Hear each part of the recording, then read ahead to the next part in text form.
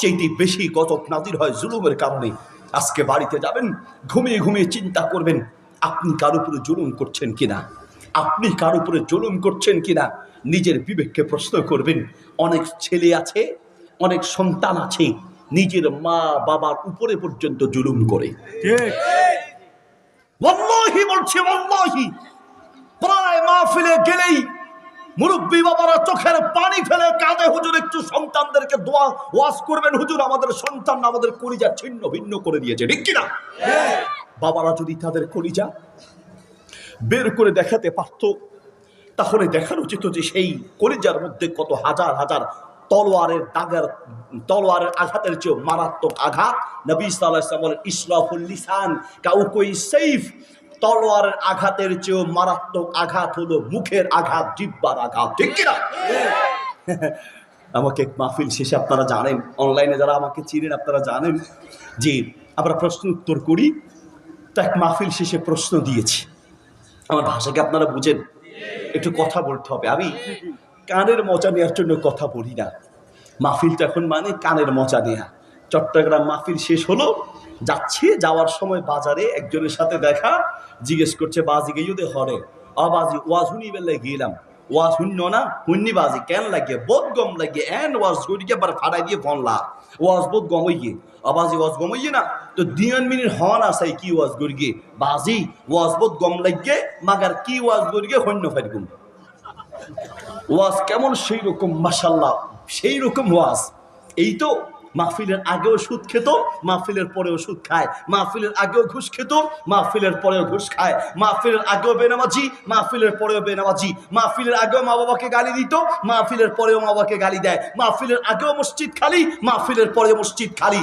মাহফিলের পরে যদি এলাকায় পরিবর্তন না আসে ওই মাহফিল ব্যর্থ মাহফিল, ঠিক কিনা? তা পরিবর্তন লাগবে, আর সেই পরিবর্তনের জন্য দিল দিয়ে কথাগুলো শুনতে হবে। মাহফিল শেষে প্রশ্ন দিয়েছে এক ছেলে, হুজুর আমরা কয়েকজন ভাই আছি, আমার বাবা বা হুজুর অসুস্থ, প্রতি মাসে অনেক টাকা ঔষধের খরচ যায়, হুজুর আমার অন্য ভাইরা দেয় না, আমাকে দিতে হয়, হুজুর আমাকে কি আমার বাবা বাবার এই ওষুধের টাকা দেওয়া আমার উপরে দায়িত্ব? হুজুর তারা দেয় না, আমিও যদি না দেই অসুবিধা আছে? প্রশ্ন, মা বাবার ঔষধের খরচ নিয়ে হিসাব মিলায়, ছেলের বৌমারা এরকম হিসাব দেখায়। মহিলারা কি ওয়া শুনতেছে? ছেলের বৌমারা হিসাব দেখায়, ছেলে স্বামীকে বলে তোমার মা বাবার পিছনে প্রতি মাসে কত টাকার ঔষধ যায়, তোমার খরচ আছে, গত মাসে কত টাকা গেছে, আমাদের ভবিষ্যৎ আছে না, বৌমা তুমি হিসাব মিলাও।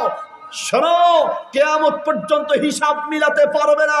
পৃথিবীর প্রত্যেকটা মা আর বাবা অসুস্থ হয় তার কলিজার টুকরা সন্তানকে মানুষ বানাতে গিয়ে, ঠিক কিনা?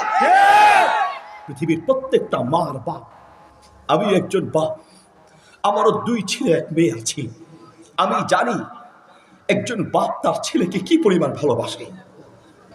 পৃথিবীর প্রত্যেকটা মা আর বাবা চির রোগী হয় তার সন্তানকে মানুষ বানাতে গিয়ে, ঠিক কিনা? হিসাব মিলাও। শুনে রাখো বৌমা, আজ শ্বশুর শাশুড়ির সাথে যা করবে, ছেলে মেয়েরা শুনে নাও, আজ মা বাবার সাথে যা করবে, আমি মোহাম্মদ আলী বলে গেলাম আগামীতে তোমার সাথে তার চাইতে খারাপ আচরণ করা হবে। যা করছো তার চাইতে খারাপ তোমার সাথে হবে। এক ছেলের বৌমা চিত হয়ে বসে শুয়ে আছে, মোবাইল টিপতেছে, শাশুড়ি চোখে দেখে না, অন্ধ, শাশুড়ির পিঠে একটা পোকা পড়ছে, শাশুড়ি বলছে বৌমা আমার পিঠে একটা পোকা পড়ছে, পিঠটা একটু চুলকায় দাও তো। বৌমা বলছে শাশুড়ি পিছনে আসেন, পিছনে আসেন মা, পিছনে আসেন। শাশুড়ি মা পিছনে গেছে, এখন ছেলের বউ তো শোয়া আছে, শাশুড়ি মা বুঝে নাই, শাশুড়ি মা যেতে যেতে একদম বৌমার পায়ের কাছে গেছে। বৌমা চিন্তা করলেন শাশুড়ি যেহেতু চোখে দেখে না, হাত দিয়ে চুলকালে যে কথা, পা দিয়ে চুলকালে একই কথা, পিঠ চুলকাইছে হাত দিয়ে না, শোয়া অবস্থায় পা দিয়ে চুলকাইছে। শাশুড়ি একটু আরাম পেয়েছে, সে তো আর হাত আর পা বুঝে নেই, আরাম পেয়েছে।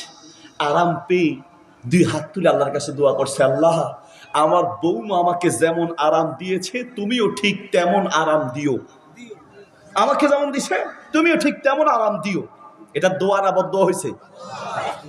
এই শাশুড়ি মারা গেলেন, কিছুদিন পরে এই বৌমা তিনি বুড়ো হলেন, নিজের ছেলেকে বিয়ে করালেন।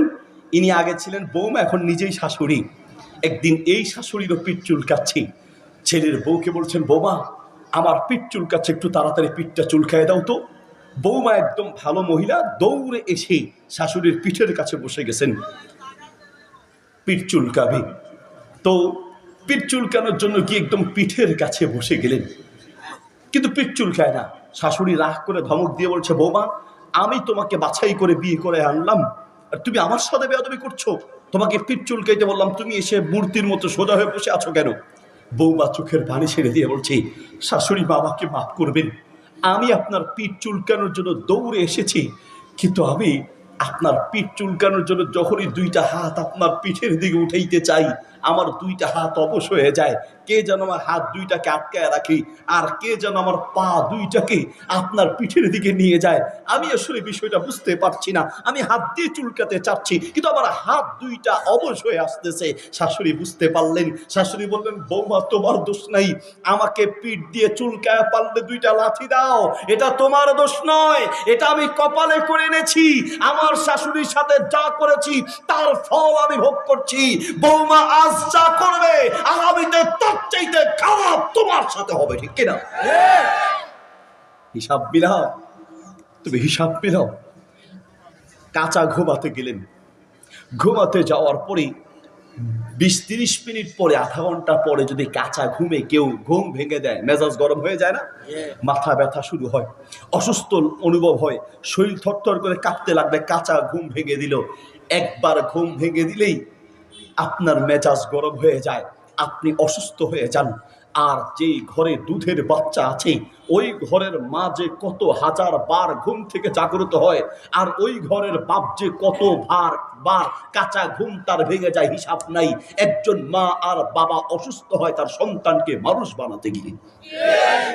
আব্দুল ইবনে ওমর রাদিয়াল্লাহু আনহু কাবার এক পাশে দাঁড়িয়ে আছেন। এক তরুণ যুবক মাকে কাঁধে করে করে তাওয়াফ করাচ্ছে। মা হাঁটতেও পারে না, বসতেও পারে না, মাকে কাঁধে করে করে তাওয়াফ করাচ্ছে। তাওয়াফ শেষ করে মাকে নিয়ে আব্দুল ইবনে ওমরের কাছে গিয়ে বলছেন, আমিরুল মুমিনিন, আমি 20টা বছর ধরে আমার মাকে আমি এইভাবে কাঁধে করে করে বয়ে বেড়াই। আমি বাথরুমে আমার মাকে কাঁধে করে নিয়ে যাই, আমার মা বসতেও পারে না, হাঁটতেও পারে না। আমি খেতে নিয়ে যাই আমার কাঁধে করে, আমি তাওয়াফ করতে নিয়ে এসেছি আমার কাঁধে করে। আমিরুল মুমিনিন, আমি যে 20টা বছর আমার মায়ের এই রকম খেদমত করছি, আমি কি আমার মায়ের হক আদায় করতে পেরেছি কিনা? আব্দুল ইবনে ওমর রাদিয়াল্লাহু আনহু মুস্কি হেসে দিয়ে বলল, শোনো, তোমার মা তোমাকে জন্ম দেওয়ার সময় কয়েক হাজার কষ্টের নিঃশ্বাস ছেড়েছে। বর্তমান আধুনিক ডাক্তাররা বলেন, একজন মা তার সন্তানকে জন্ম দেওয়ার সময় কি পরিমাণ কষ্ট পায়। একটা জীবন্ত মানুষের হাত আর পা একসাথে ধরে তাস করে কয়েকটা ভাঙা দিলে একটা জীবন্ত মানুষ যেই পরিমাণ কষ্ট পায়, একজন মা তার সন্তান জন্ম দেওয়ার সময় তার চেয়ে বেশি কষ্ট পায়। বলছে, শোনো, আব্দুল ইবনে ওমর রাদিয়াল্লাহু আনহু বলছেন, শোনো, তোমার মা তোমাকে জন্ম দেওয়ার সময় কষ্টের কারণে কয়েক হাজার কষ্টের নিঃশ্বাস ছেড়েছি।